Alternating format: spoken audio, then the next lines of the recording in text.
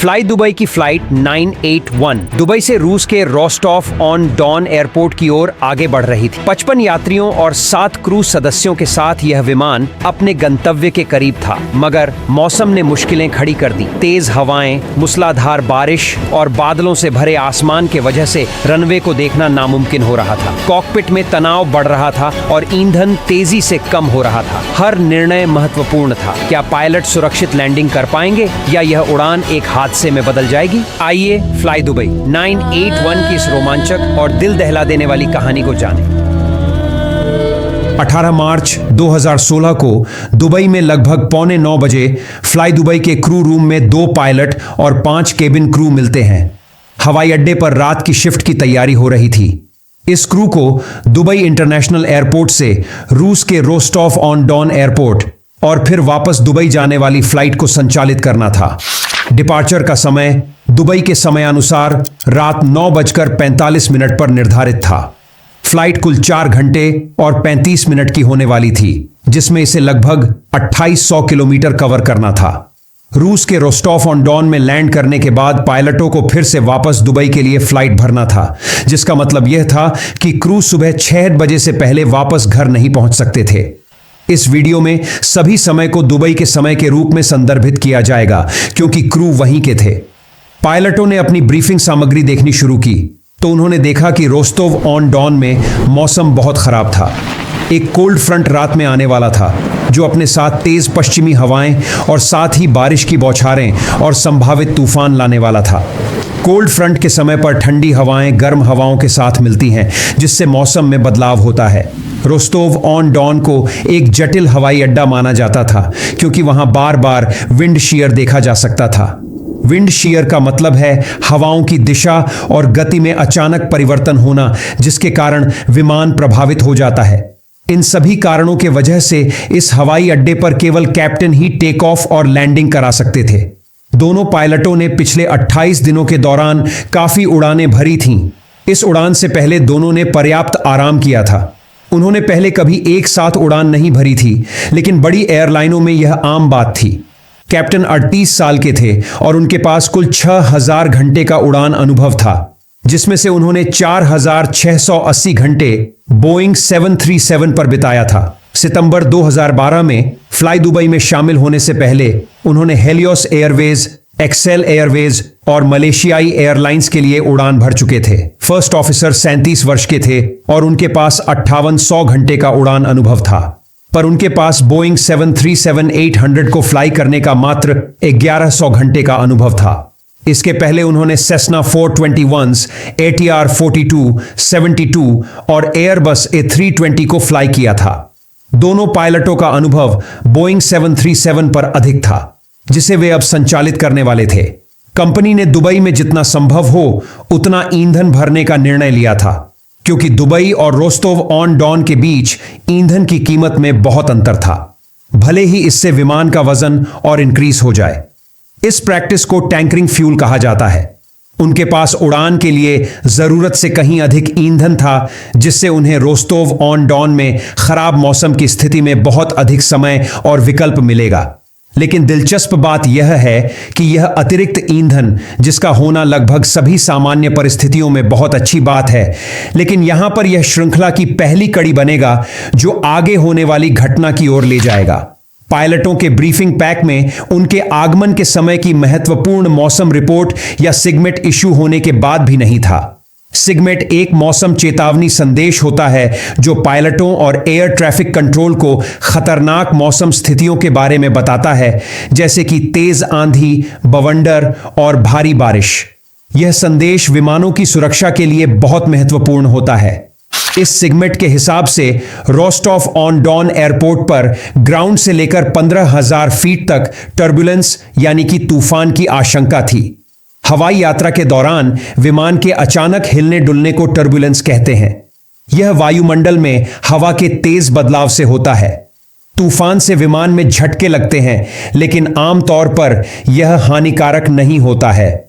Pilot और cabin crew ऐसे हालात के लिए तैयार रहते हैं और यात्रियों की सुरक्षा के लिए सावधानियां बरतते हैं, जैसे कि सीट बेल्ट बांधने की सलाह देते हैं। पायलटों ने अपने केबिन क्रू को निर्देश दिया और फिर उन्हें विमान के लिए क्रू रूम में इंतजार करने के लिए कहा, क्योंकि विमान अभी एयरपोर्ट पर आया नहीं था। विमान आने के बाद चालक दल विमान के पास गए और देखा कि ईंधन भरना शुरू हो गया था।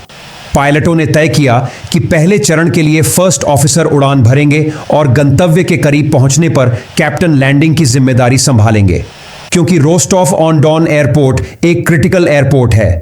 कैप्टन ने तकनीकी लॉग बुक देखी जो पूरी तरह से साफ थी, केवल कुछ बहुत छोटी खराबी ही नोट की गई थी। उन्होंने लॉग बुक को कॉकपिट में छोड़ दिया और फिर वे बाहर चले गए और फर्स्ट ऑफिसर ने प्रस्थान के लिए कॉकपिट को सेट करना शुरू कर दिया। केबिन क्रू ने जल्दी से अपना प्री फ्लाइट इंस्पेक्शन को पूरा किया और केबिन क्रू ने निर्धारित 55 यात्रियों को विमान में चढ़ाना शुरू कर दिया। लोड शीट आ जाने के बाद पायलटों ने अपनी ब्रीफिंग और टेक ऑफ कैलकुलेशन पूरी की। रात के 10:37 पर फ्लाई दुबई फ्लाइट 981 ने दुबई से उड़ान भरी और 35,000 फीट की उड़ान स्तर तक चढ़ गई। इसके बाद उड़ान पूरी तरह से सामान्य रूप से पूर्वोत्तर दिशा में अपने गंतव्य की ओर बढ़ी। फ्लाई दुबई के बोइंग 737-800 विमान में एक खासियत यह थी कि इसमें कैप्टन साइड पर हेड अप डिस्प्ले लगा हुआ था, जिसे HUD कहा जाता है। HUD एक पारदर्शी डिस्प्ले है जो सीधे कैप्टन के नजरों के सामने रहता है। इसमें विमान की गति, ऊंचाई, दिशा और चेतावनी आदि दिखाई देती है। इससे चालक को सुरक्षा बढ़ाने में मदद मिलती है, क्योंकि वे बिना सर झुकाए उड़ान से संबंधित महत्वपूर्ण जानकारी प्राप्त कर सकते हैं। अब जो होने वाला है उसमें यह हेड अप डिस्प्ले एक प्रमुख भूमिका निभाएगा। जहां तक हम बता सकते हैं, इस उड़ान का क्रूज हिस्सा बिना किसी घटना के जारी रहा। हमें नहीं पता है कि कॉकपिट में क्या बात हो रहा था, क्योंकि कॉकपिट वॉइस रिकॉर्डर ने केवल आखिरी 2 घंटों का ऑडियो सेव किया था। लेकिन हम जानते हैं कि कैप्टन का हेड अप डिस्प्ले किसी कारण से उड़ान के बीच में लगभग 20 मिनट तक फोल्ड हुआ था और फिर वापस अपनी जगह पर आ गया था। हेड अप डिस्प्ले को उड़ान के दौरान हर समय उपयोग में रहना चाहिए था, लेकिन कैप्टन ने ऐसा क्यों किया, यह तो पता नहीं है। शायद वे रात के आकाश का दृश्य बिना किसी बाधा के देखना चाहते हों। कैप्टन ने उतरने के शीर्ष पर पहुंचने से पहले ही अपना अप्रोच ब्रीफिंग पूरा कर लिया था, क्योंकि उतरने से 1 घंटे पहले ही दाएं ऑटो पायलट को हटा दिया गया था और उसकी जगह बाएं ऑटो पायलट ने ले ली थी। यह एक सामान्य संकेत है कि पायलट नियंत्रण बदल रहे हैं, क्योंकि ऑटो पायलट को हमेशा पायलट फ्लाइंग साइड पर लगाया जाना चाहिए। 1:40 पर जैसे ही विमान लैप्टो नामक रिपोर्टिंग बिंदु से गुजरा, तब चालक दल ने रोस्तोव कंट्रोल से संपर्क किया और उन्हें अपनी उड़ान का स्तर बताया। उस समय उन्होंने कंट्रोल से रोस्तोव ऑन डॉन से मौसम की अपडेट जानकारी भी मांगी। Rostov Control, good evening, Fly Dubai. 981, flight level 360. Rostov Control, do you have the latest weather? कुछ मिनट बाद नियंत्रक ने निम्नलिखित जानकारी दी। हवा 250 डिग्री 9 मीटर प्रति सेकंड 15 तक झोंका। बारिश की हल्की फुहारों में दृश्यता 5 किलोमीटर तक है। 390 मीटर पर बिखरे बादल, 900 मीटर पर ब्रोकन क्लाउड और 3000 मीटर पर बादल छाए हुए हैं। तापमान 6 डिग्री सेल्सियस, ड्यू पॉइंट 3 और रनवे 22 उपयोग में है। यह मौसम बहुत अच्छा नहीं था, लेकिन चालक दल जो सोच रहे थे कुछ वैसा ही यह मौसम था। हवा काफी तेज थी। कुल मिलाकर यह एक चुनौतीपूर्ण लैंडिंग होने वाला था। विमान को जल्द ही अगले कंट्रोल को सौंप दिया गया, जिसने उन्हें सूचित किया कि सतह से 15,000 फीट तक टर्बुलेंस की आशंका थी। अब जाकर पायलटों को टर्बुलेंस के बारे में पता चला। चालक दल ने नियंत्रक से पूछा कि कौन सा क्षेत्र सबसे अधिक प्रभावित है। तब कंट्रोलर ने उन्हें जवाब दिया कि लगभग पूरा क्षेत्र में ही ऐसा मौसम है, लेकिन अभी तक किसी अन्य विमान ने किसी भी अशांति की सूचना नहीं दी थी। Can you specify which areas are affected by the turbulence? The SIGMET is valid into almost the entire area, but no aircraft has yet to report turbulence. जब किसी क्षेत्र में थोड़े समय के अंतराल में बड़ा दबाव परिवर्तन होता है, तो टर्बुलेंस की संभावना की जा सकती है, लेकिन यह हमेशा सही नहीं होता है।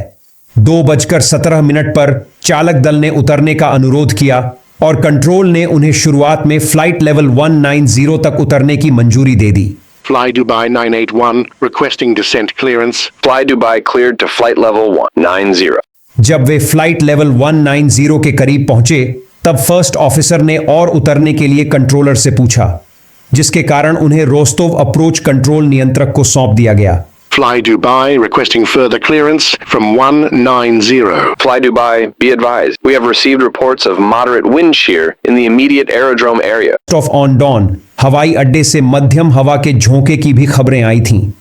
आप में से जो लोग कुछ समय से इस चैनल को फॉलो कर रहे हैं वे जानते होंगे कि विंड शीयर क्या होता है, लेकिन अगर आप पहली बार यहां आए हैं तो सब्सक्राइब कर लें और मैं अब आपको समझाऊंगा कि विंड शीयर क्या होता है। विंड शीयर मूल रूप से हवा की तीव्रता या दिशा में अचानक बदलाव है जो आम तौर पर या तो अंतिम अप्रोच पर या प्रस्थान यानी कि डिपार्चर के ठीक बाद होता है, जब विमान गति परिवर्तन के प्रति सबसे अधिक संवेदनशील होता है। चूंकि विमान आसपास की हवा के आधार पर उड़ता है, इसलिए हवा में अचानक बदलाव से लिफ्ट में बहुत अचानक बदलाव हो सकता है, जिससे विमान या तो बहुत तेजी से चढ़ सकता है या नीचे उतर सकता है, जो स्पष्ट रूप से जमीन के करीब वास्तव में खतरनाक हो सकता है, क्योंकि ऐसे सिचुएशन में विमान नीचे क्रैश भी हो सकता है। इसी वजह से विमान में कई वार्निंग सिस्टम्स लगी होती हैं जो इन विंड शीयर्स का पता लगाने और पायलटों को जल्द से जल्द उनके बारे में बताती हैं। उन सिस्टम्स में से पहले को predictive wind shear warning system कहा जाता है, जो विमान के मौसम, रडार और नमी का उपयोग करता है, जिससे वह विंड शीयर को देखने और पहचानने के लिए पता लगाता है और फिर पायलटों को एक अर्ली वार्निंग देगा। लैंडिंग के समय पर यदि यह सिस्टम सक्रिय है तो यह एक वार्निंग जारी करेगा। ऐसे कंडीशन में पायलट या तो विंड शीयर को एस्केप करेंगे या फिर लैंडिंग के लिए गो अराउंड करेंगे। यह इस बात पर निर्भर करता है कि पायलट क्या उचित समझते हैं। दूसरी warning system reactive wind shear warning है, जो विमान के enhanced ground proximity warning system या EZPWS से जुड़ी है। यह वार्निंग कुछ ऐसे बजता है, Wind shear, wind shear, wind shear. और यदि यह चेतावनी बजता है तो इसका मतलब यह है कि विमान विंड शीयर के अंदर पहुंच चुका है और जल्द से जल्द इस विंड शीयर से निकलना होगा। कुछ अन्य उड़ान पैरामीटर भी हैं जो कोई चेतावनी जारी नहीं होने पर भी हवा के झोंके का संकेत दे सकते हैं, जैसे कि speed, vertical speed, pitch angle और थ्रस्ट लीवर के पोजीशन में अचानक बदलाव। ये चेतावनियां और संकेत इस कहानी के लिए अत्यंत महत्वपूर्ण हो जाएंगे। चालक दल को अब फ्लाइट लेवल 60 यानी कि 600 फीट पर उतरना जारी रखने की मंजूरी दे दी गई और उसके बाद उन्हें रोस्टॉफ ऑन डॉन रडार अधिकारी को सौंप दिया गया, जिन्होंने उन्हें QFI 990 हेक्टोपास्कल पर 600 मीटर तक उतरने के लिए कहा। लेकिन फर्स्ट ऑफिसर ने उस मंजूरी को गलत तरीके से पढ़ा और कहा कि वे 600 के बजाय 800 मीटर तक नीचे उतरने के लिए तैयार हो रहे हैं। लेकिन कंट्रोलर ने इस पर ध्यान नहीं दिया, क्योंकि कंट्रोलर की अंग्रेजी बहुत खराब थी। विमान नीचे उतरता रहा और अंततः रनवे 22 में ILS अप्रोच और रोस्तोव टॉवर से संपर्क करने के लिए मंजूरी दे दी गई। 2:29 पर फर्स्ट ऑफिसर ने टावर कंट्रोलर को फोन किया और बताया कि वे 2600 फीट या 800 मीटर तक नीचे उतर रहे हैं और वे लोकलाइजर को पकड़ने वाले थे। टावर कंट्रोलर ने उनका फ्रीक्वेंसी में स्वागत किया और उन्हें बताया कि वर्तमान हवा 11 मीटर प्रति सेकंड पर 240 डिग्री थी 15 की रफ्तार से, और फिर उन्हें रनवे 22 पर उतरने के लिए मंजूरी दे दी। चालक दल ने इसे वापस पढ़ा और जल्द ही लोकलाइजर और फिर ग्लाइड स्लोप को पकड़ लिया गया। इस समय सब कुछ बिल्कुल सामान्य दिख रहा था। विमान रनवे की ओर नीचे उतरना शुरू कर दिया। फिर फ्लैप्स 10 का चयन किया गया, लेकिन उसके लगभग तुरंत बाद विमान टर्बुलेंस वाले क्षेत्र में प्रवेश कर गया, जिसके वजह से विमान धीरे धीरे हिलने लगता है। शुरुआत में कैप्टन ने ऑटो पायलट और ऑटो थ्रोटल को चालू रखा और फिर फर्स्ट ऑफिसर से गियर डाउन करने के लिए कहते हैं। जैसे ही विमान लगभग 2000 फीट नीचे उतरा, वह लैंडिंग कॉन्फ़िगरेशन में पूरी तरह से स्थिर हो गया। विमान नीचे उतरता रहा और जैसे ही वे 1850 फीट तक पहुंचे, तब कैप्टन ने फर्स्ट ऑफिसर को बताने के बाद ऑटो पायलट और ऑटो थ्रोटल को डिस्कनेक्ट कर दिया। अब इस बिंदु तक ऑटोमैटिक्स यानी कि ऑटो पायलट मोड अच्छी तरह से उड़ान भर रहे थे, लेकिन लैंडिंग के लिए तैयार होने के लिए विमान कैसे व्यवहार करता है, इसका बेहतर अनुभव पाने के लिए पायलटों के लिए तेज और अशांत परिस्थितियों के दौरान ऑटो पायलट मोड को जल्दी से डिस्कनेक्ट करना बहुत आम बात है। कैप्टन अपने हेड अप डिस्प्ले का भी इस्तेमाल कर रहे थे और उसकी मदद से वे आईएलएस को बहुत करीब से ट्रैक करने में सक्षम थे। 2:41 पर कैप्टन ने कहा कि अब रनवे दिखाई दे रहा है। विमान तब रनवे से 7 किलोमीटर की दूरी पर 1240 फीट की ऊंचाई पर था। टर्बुलेंस को छोड़कर कप्तान के पास विमान को नियंत्रित करने और अप्रोच जारी रखने में कोई समस्या नहीं थी, लेकिन बादलों को भेदने के 12 सेकंड बाद कॉकपिट में विंड शीयर की चेतावनी बजने लगती। Wind shear. Wind shear. First officer ने चिल्लाकर कहा, विंड शियर, जिस पर कैप्टन ने उत्तर दिया, विंड शियर, गो अराउंड। उन्होंने इस चेतावनी पर इतनी जल्दी प्रतिक्रिया व्यक्त की, जो यह स्पष्ट संकेत था कि वे इस सिचुएशन के लिए पहले से ही तैयार थे। जैसा कि मैंने पहले उल्लेख किया है, इस मामले में चालक दल के पास या तो सामान्य गो अराउंड या विंड शियर एस्केप यानी कि टर्बुलेंस से होते हुए ही जाने का चुनने का विकल्प था। उन्होंने गो अराउंड करने का फैसला किया। कैप्टन ने थ्रस्ट लीवर को काफी तेजी से आगे की तरफ पुश किया, जिसके कारण इंजन पूरे पावर के साथ चालू हो गया। विमान काफी तेजी से गो अराउंड के लिए ऊपर जाने लगता है। सामान्य गो अराउंड के दौरान जब टोगा बटन दबाए जाते हैं, तब विमान 1000 से लेकर 2000 फीट प्रति मिनट के स्पीड से ऊपर जाने लगता है। क्योंकि यह कोई सामान्य गो अराउंड नहीं था, इसलिए विमान उतनी तेजी से ऊपर की तरफ नहीं जाता है। फर्स्ट ऑफिसर ने यह जांचने पर ध्यान केंद्रित किया कि सभी चीजें सही ढंग से की गई हैं या नहीं, और फिर उन्होंने रोस्टोव टॉवर को कॉल करने का फैसला किया ताकि उन्हें मिस्ड अप्रोच प्रोसीजर के बारे में बताया जा सके। एटीसी को यह कॉल करना कोई अच्छा विचार नहीं था, क्योंकि पायलटों को हमेशा यह सिखाया जाता है कि सबसे पहले एविएट यानी कि विमान को फ्लाई करने पर ध्यान देना चाहिए, फिर नेविगेट करने पर यानी कि विमान को सही मार्ग पर ले जाना चाहिए, और सबसे आखिरी में स्थिति की जानकारी एटीसी को देना होता है, जिसे कम्युनिकेट कहा जाता है। गति को काफी तेजी से बढ़ता देख फर्स्ट ऑफिसर पुकारते हैं, स्पीड चेक करो। तब कैप्टन ने जवाब दिया, स्पीड की जांच की गई। कैप्टन को अब यह एहसास हो चुका था कि वे अभी भी बहुत अधिक पिच कर रहे थे। चालक दल ने अप्रोच कंट्रोलर से संपर्क किया और आगे चढ़ने का अनुरोध किया, क्योंकि वे अभी भी काफी भारी टर्बुलेंस यानी अशांत मौसम में फंसे हुए थे।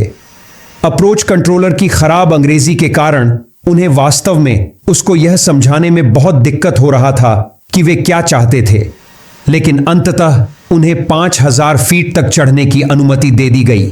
कैप्टन ने ऑटो पायलट और ऑटो थ्रॉटल को चालू किया, गति बढ़ाना शुरू किया और फिर गियर और फ्लैप को वापस लेने के लिए कहा। विंड शियर में विमान को उड़ाना बहुत मुश्किल काम है। कैप्टन इस बात से बहुत निराश थे कि उन्हें इस विंड शियर को पार करने के लिए मजबूर किया गया था और वे उतरने में सक्षम नहीं थे। यह तब दिखा जब उन्होंने बाद में केबिन क्रू सदस्यों में से एक से बात की, जहां उन्होंने कई बार उल्लेख किया कि उन्हें प्रक्रियाओं के कारण घूमने के लिए मजबूर किया गया था, और यदि यह प्रिडिक्टिव वार्निंग सिस्टम नहीं होती तो संभवतः वे अब तक लैंड कर चुके होते। We got a shear warning, man. I could see the airfield and we could go in, but nevertheless. कप्तान की यह मानसिकता कि वे इतने श्योरिटी से कैसे कह सकते हैं कि वे अब तक लैंड कर चुके होते, इसे ध्यान में रखना महत्वपूर्ण है। कंट्रोलर ने चालक दल को ब्रावो अल्फा नामक नेविगेशन एड नेव आइड की ओर बढ़ने का निर्देश दिया, क्योंकि वे अब एरोफ्लोत विमान के पीछे दूसरे नंबर पर थे जो अपना लैंडिंग अप्रोच शुरू करने वाला था। उन्होंने चालक दल से यह भी पूछा कि चारों ओर घूमने का कारण क्या था, और उन्होंने बस उत्तर दिया, विंड शियर। उन्होंने कंट्रोलर से यह भी कहा कि उन्हें मौसम के कारण अपनी वर्तमान स्थिति को बनाए रखने की आवश्यकता है, और उन्होंने आइसिंग से बचने के लिए आगे की चढ़ाई के लिए कहा। Fly Dubai 981 for your information. You are number 2 to land and report reason for go around. Wind shear was the reason for our go around. पायलटों को मंजूरी दे दी गई और उन्होंने फ्लाइट लेवल 80 तक अपनी चढ़ाई जारी रखी। विमान को मंजूरी मिलने के बाद विमान ब्रावो अल्फा की ओर आगे बढ़ा और पायलटों ने अब चर्चा करना शुरू कर दिया कि क्या उन्हें तुरंत दूसरे अप्रोच के लिए प्रयास करना चाहिए या नहीं, या विंड शीयर की स्थिति के लिए थोड़ी देर इंतजार करना चाहिए, शायद कुछ देर में विंड शीयर दूर चले जाएं। कैप्टन ने कहा कि इस बारे में निर्णय लेने से पहले वह यह देखना चाहते हैं कि उनके आगे मौजूद एरोफ्लोत विमान क्या करेगा, क्या वह इस एयरपोर्ट पर लैंड करेगा या नहीं। यह एक बहुत ही समझदारी वाली बात है। उनके पास भरपूर ईंधन था, इसलिए उन्हें लैंडिंग करने में अगर देरी भी हो तो भी कोई खतरे की बात नहीं है। उनके पास अभी भी लगभग 9 टन ईंधन था, जो कि 2 घंटे से अधिक समय तक इंतजार करने के लिए पर्याप्त था। कंट्रोलर जल्द ही वापस आया और उन्हें सूचित किया कि एरोफ्लोत विमान भी विंड शीयर के कारण गो अराउंड कर रहा है। Fly Dubai 981 for information. Previous Aeroflot flight went around due to wind shear. Copy information of go around of the preceding traffic. Fly Dubai 981. Going to Bravo Alpha to hold. Captain यात्रियों को पीए देने के लिए आगे बढ़े। आपकी जानकारी के लिए बता दें कि पीए का मतलब पब्लिक एड्रेस होता है। यह एक सिस्टम है जिसका उपयोग विमान के कैप्टन या क्रू सदस्य विमान के सभी यात्रियों से संपर्क करने और जानकारी साझा करने के लिए करते हैं। पीए सिस्टम के माध्यम से दिए गए संदेशों को सभी यात्री सुन सकते हैं। Ladies and gentlemen, this is the flight deck. As you will likely be aware, we have had to go around at Rostov. This is due to unforeseen weather. We will now be waiting for short time until the weather improves. इसके बाद पायलटों ने अपनी वर्तमान स्थिति में खराब मौसम के कारण हवाई अड्डे के उत्तर में एक होल्डिंग क्षेत्र मांगने की कोशिश की और वे उस दिशा में आगे बढ़ने लगे। वे कंट्रोलर के साथ वेक्टर पर लगातार चर्चा कर रहे थे। कंट्रोलर समझने में बुरी तरह से संघर्ष कर रहा था कि वास्तव में वे क्या करना चाहते हैं, क्योंकि कंट्रोलर की इंग्लिश बहुत कमजोर थी, इतनी कि दूसरे कंट्रोलर को हस्तक्षेप करना पड़ा और मदद करनी पड़ी। उसी समय एरोफ्लोत विमान दूसरी बार लैंडिंग की तैयारी कर रहा था, लेकिन लगभग 10 मिनट बाद एरोफ्लोत विमान के पायलट फिर से रिपोर्ट करते हैं कि उन्हें एक बार फिर से गो अराउंड करना होगा, क्योंकि मौसम अभी भी सही नहीं हुआ था। इसलिए फ्लाइट 981 बस इंतजार करती रही और अंततः फ्लाइट लेवल 150 तक चढ़ गई। हालांकि एरोफ्लोत की उड़ान ने अभी भी हार नहीं मानी थी और 3:06 पर वे तीसरी बार लैंडिंग का प्रयास करते हैं, पर इस बार भी खराब मौसम के कारण वे लैंडिंग करने में असमर्थ रहते हैं, जिसके बाद वे अंततः अपने वैकल्पिक एयरपोर्ट पर जाने का निर्णय लेते हैं। इस बिंदु पर चीजें निश्चित रूप से बहुत अच्छी नहीं दिख रही थीं, इसलिए फ्लाई दुबई 981 के पायलटों ने अपने वैकल्पिक एयरपोर्ट वोल्गोग्राड के लिए मौसम की जानकारी लेना शुरू कर दिया। उनके टैंकों में अभी भी बहुत सारा ईंधन था और वे अपने मौसम रडार पर जो देख सकते थे उससे पता चला कि रोस्टोव ऑन डॉन में मौसम वास्तव में थोड़ा बेहतर हो रहा था। इसलिए कप्तान ने सुझाव दिया कि उन्हें थोड़ा और इंतजार करना चाहिए और फिर भी यदि वे असफल रहे तो वे ऑल्टरनेट एयरपोर्ट की ओर डाइवर्ट हो जाएंगे। थोड़ी देर रुकने के बाद कैप्टन शौचालय जाने के लिए कॉकपिट से बाहर चले जाते हैं। तब फर्स्ट ऑफिसर के साथ एक जूनियर केबिन क्रू सदस्य कॉकपिट में शामिल हो जाते हैं। वे दोनों स्पेनिश थे। उन्होंने स्थिति पर चर्चा करना शुरू कर दिया और उस बातचीत से आप स्पष्ट रूप से देख सकते हैं कि फर्स्ट ऑफिसर होल्डिंग में रहने और प्रतीक्षा करने से बहुत खुश नहीं थे। वह मौसम में सुधार के बारे में कैप्टन की तरह श्योर नहीं थे और उन्होंने सोचा कि वैकल्पिक एयरपोर्ट की ओर रुख करना ही बेहतर होगा। जब कैप्टन कॉकपिट में वापस आए तो उन्होंने मिनराल्नी वोडी एयरपोर्ट के लिए मौसम की जांच की, जो रोस्टोव ऑन डॉन एयरपोर्ट से लगभग 500 किलोमीटर दूर है। उन्होंने फैसला किया कि अगर वे इस बार भी लैंड करने में सक्षम नहीं होते हैं तब यह वही जगह होगी जहां वे लैंड करेंगे। कैप्टन ने स्थिति के बारे में बताने के लिए फ्लाई दुबई ऑपरेशन सेंटर को सैटेलाइट फोन के माध्यम से संपर्क किया और वे पायलट के बात से सहमत हुए और उन्हें लंबे समय तक होल्ड पर रहने के लिए कहा। We would like you to recommend you to hold max as possible, but if you don't want to approach, take one more approach that is understood. लेकिन सवाल यह उठता है कि रोस्टोव ऑन डॉन एयरपोर्ट का वेदर खराब होने के बावजूद भी पायलटों ने विमान को ऑल्टरनेट यानी कि दूसरे एयरपोर्ट पर लैंड क्यों नहीं कराया। ऐसा इसलिए है क्योंकि एक पायलट के रूप में आपका लक्ष्य हमेशा अपना उद्देश्य पूरा करना होता है, जो कि अपने विमान, यात्रियों और चालक दल को सुरक्षित रूप से गंतव्य तक पहुंचाना है। डायवर्जन का मतलब है कि हर किसी के लिए बहुत परेशानी होना। यात्रियों को ट्रांसपोर्ट के वैकल्पिक साधन उपलब्ध कराने होंगे और बाहर जाने वाले यात्रियों को या तो गंभीर रूप से विलंबित होना पड़ेगा या शायद उनकी अगली उड़ान भी रद्द करनी पड़े। इसी वजह से पायलट किसी भी सूरत में इस विमान को जल्द से जल्द रोस्टॉफ ऑन डॉन एयरपोर्ट पर लैंड कराना चाहते थे। कैप्टन ने फिर से लैंडिंग अप्रोच की जानकारी दी और फर्स्ट ऑफिसर को बताया कि इस बार विंड शेयर के मामले में वे वही करेंगे जो उन्होंने पहले किया था, यानी कि वे गो अराउंड करेंगे। सुबह 4:20 पर चालक दल ने दूसरी बार लैंडिंग की तैयारी शुरू की। उन्होंने कंट्रोलर से लेटेस्ट मौसम के बारे में पूछा। तब कंट्रोलर ने उन्हें बताया कि रनवे के आसपास कोई विंड शेयर मौजूद नहीं था। चालक दल ने उतरने का अनुरोध किया और जैसे ही उन्हें अप्रोच के लिए वेक्टर मिलना शुरू हुआ, उन्होंने फिर से स्पीड पर चर्चा की। कुछ सेकंड्स बाद उन्हें अगले कंट्रोलर के पास जाने के लिए निर्देशित किया गया, जिसने उन्हें पहले फ्लाइट लेवल 60 तक उतरने की मंजूरी दे दी। इस बिंदु पर ऑटो पायलट और ऑटो थ्रोटल दोनों अभी भी एंगेज्ड यानी चालू थे। मीडियम टर्बुलेंस के साथ स्थितियां पहले अप्रोच के समान थीं। विमान पूरी तरह से बादलों के अंदर प्रवेश कर चुका था। कंट्रोलर ने उन्हें 270 डिग्री की हेडिंग की ओर मुड़ने के लिए कहा और उस हेडिंग पर उन्हें फिर से रनवे 22 पर लैंड करने के लिए मंजूरी दे दी गई। 4:36 पर विमान ने ILS लोकलाइजर को इंटरसेप्ट किया और रनवे की ओर आगे बढ़ना शुरू कर दिया। वे अब रनवे से महज 11.5 नॉटिकल माइल या 21 किलोमीटर दूर थे और 2250 फीट की ऊंचाई पर थे। इस बिंदु तक सब कुछ बिल्कुल सामान्य था और पिछले अप्रोच की तरह बहुत ही सामान्य तरीके से था। वे ग्लाइड स्लोप को फॉलो करते हुए रनवे की ओर नीचे उतरने लगे। उन्होंने गियर को आगे बढ़ाया, फ्लैप 15 का चयन किया और फिर मिस्ड अप्रोच ऊंचाई को 8000 फीट पर सेट किया। जैसे ही वे 2165 फीट नीचे उतरे, कैप्टन ने फिर से ऑटोमेटिक्स को डिस्कनेक्ट कर दिया। फर्स्ट ऑफिसर ने लैंडिंग चेकलिस्ट को पूरा किया। जब विमान 1000 फीट नीचे उतरा तो वे लगभग पूरी तरह से स्थिर हो गए थे। रनवे अब एकदम सामने मौजूद था, पर गति थोड़ी अधिक थी। अब विमान काफी तेजी से नीचे की तरफ जा रहा था। यह देखते हुए फर्स्ट ऑफिसर ने कैप्टन से विमान को स्टेबलाइज करने के लिए कहा।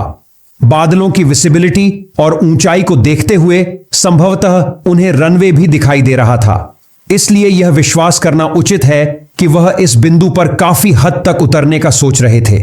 लेकिन अब खराब मौसम ने फिर से हवा के तेज झोंके के रूप में अपना परिचय दिया। तेज हवा से आगे की पिच और उच्च जोर के कारण स्पीड विपरीत दिशा में बदल गया, जिसके कारण स्पीड कम होने के बजाय विमान का स्पीड अब और तेज हो जाता है। केवल कुछ सेकंड के भीतर ही विमान का स्पीड 28 किलोमीटर प्रति घंटे की रफ्तार से इंक्रीज हो गया। विमान का स्पीड अब काफी तेज हो चुका था। जैसा कि वीडियो में मैंने पहले ही बताया था कि इस प्रकार से अचानक स्पीड में चेंज होना भी विंड शीयर होने का संकेत देता है। फर्स्ट ऑफिसर ने पुकारा, स्पीड की जांच करें, और तब कैप्टन ने बढ़ते स्पीड को देखकर तुरंत घूमने का यानी कि गो अराउंड करने का फैसला किया। अब चीजें बहुत तेजी से होने लगेंगी। 4:40 और 50 सेकंड पर कैप्टन ने टोगा स्विच दबाया और थ्रस्ट लीवर को फिर से पूरी तरह से आगे बढ़ा दिया गया ताकि विमान को जल्द से जल्द ऊपर ले जाया जा सके। कैप्टन ने केवल इतना कहा, ठीक है, घूमो, और कभी भी विंड शीयर का उल्लेख नहीं किया।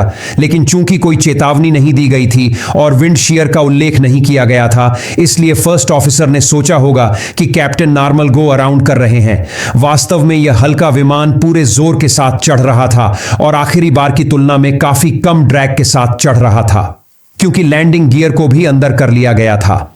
इस बीच फर्स्ट ऑफिसर ने टावर से संपर्क किया और उन्हें फिर से गो अराउंड की सूचना दी। तब कंट्रोलर ने उन्हें रोस्टॉफ रडार कंट्रोल से संपर्क करने के लिए कहा, लेकिन यह कॉल कभी नहीं हुई। विमान अब तेजी से नीचे की तरफ जा रहा था। यह देखकर फर्स्ट ऑफिसर ने कैप्टन से कहा कि विमान के नोज को 15 डिग्री ऊपर रखो, और उसकी प्रतिक्रिया के रूप में कैप्टन ने क्षण भर के लिए 18 डिग्री तक पिच किया, क्योंकि इस कंडीशन में मिनिमम पिच 15 डिग्री है। लेकिन फिर लगभग तुरंत ही योक 5 डिग्री तक आगे बढ़ गया। अब यदि आप 18 डिग्री तक पिच करते हैं और फिर तुरंत 5 डिग्री तक नीचे आते हैं तो विमान का पिच 13 डिग्री तक आ जाएगा, जो कि मिनिमम से भी कम है। यहां पर फर्स्ट ऑफिसर काफी अच्छे तरीके से चीजों को संभाल रहे थे, पर कैप्टन जल्द से जल्द विमान को लैंड कराने के चलते एक के बाद एक गलती कर रहे थे। कैप्टन केवल विमान का पिच ऊपर नीचे कर रहे थे, उन्होंने कभी भी हेड अप डिस्प्ले पर आ रहे इंस्ट्रक्शन को फॉलो नहीं किया।